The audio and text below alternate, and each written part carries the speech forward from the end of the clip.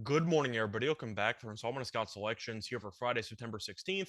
Before we get into today's play of the day, quick recap of what happened yesterday. We had a loss in the WNBA with the Aces plus 1.5 at minus 114 on FanDuel. Really not even close. The Aces led 9-2 to start the game, and then Connecticut took over from there as Connecticut closed the first half on a 32-10 run. Vegas came back a little bit in the second and third quarter. They cut the lead to 6, I believe, at some point in the third quarter. And then it seemed like Vegas could potentially make a comeback, and Connecticut completely ended the game in the fourth quarter, outscoring Vegas 28-7 en route to a 29-point win. We dare Connecticut to do something offensively. They scored 105 points. Bad read overall. Look for a bounce back winner here on Friday. However, didn't really like anything on today's card, so we're going to pivot and talk about some NFL weekend action. Looking at a matchup on Sunday between the Bengals and the Cowboys, taking place at around 4:25 p.m. on Sunday Eastern Time. And for this matchup, we like the Bengals on the road, -7 at minus 112 on Bet Online. Time recording of 2 a.m. Eastern Time. Couple reasons why I like the Bengals in this spot. First reason, both teams did lose in week one. However, the Bengals looked like the much better football team, comparatively speaking, to Dallas.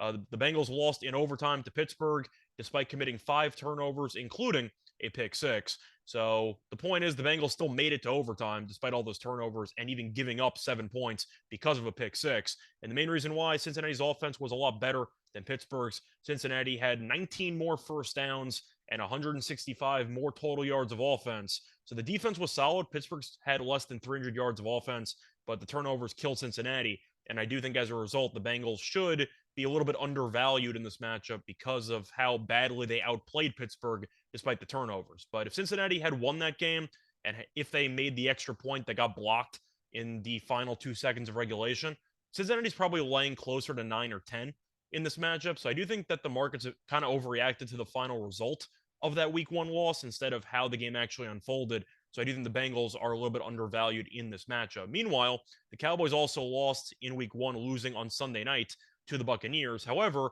unlike the Bengals, they looked awful in every facet of the game. They only scored 3 points. They were the only team in the entire league to not score a touchdown in week one. They also recorded just 12 first downs. We knew Dallas's offensive line was going to be an issue.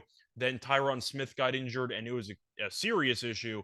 And it looked like it because they couldn't protect Dak Prescott. And the Cowboys, as a result, did really nothing offensively the entire game. And now Dak Prescott is going to be out indefinitely with a finger injury, and Cooper Rush will get the start. So Dallas did not score a touchdown with Dak playing last week, and now they have a backup quarterback. I don't think it's going to be a good combination for Dallas to really do anything offensively against a Cincinnati defense that is pretty underrated so far. But to go through some other factors here, the Cowboys I've mentioned in the past had one of the worst off seasons in the entire league. I still think they got worse at basically every position. Now Dak is out as well. So the running back situation, you have Elliott getting most of the touches. He's been past his prime or basically watched for 2+ years now. The receiving core, you lost Amari Cooper, you lost Cedric Wilson. Now you have CeeDee Lamb and a bunch of unproven commodities. If you want to go through the offensive line, we talked about that before. It's not a good unit at all. And defensively, they ended up losing Randy Gregory in the offseason, who was their best pure pass rusher. I know Parsons is still there, but he also plays a little bit of coverage.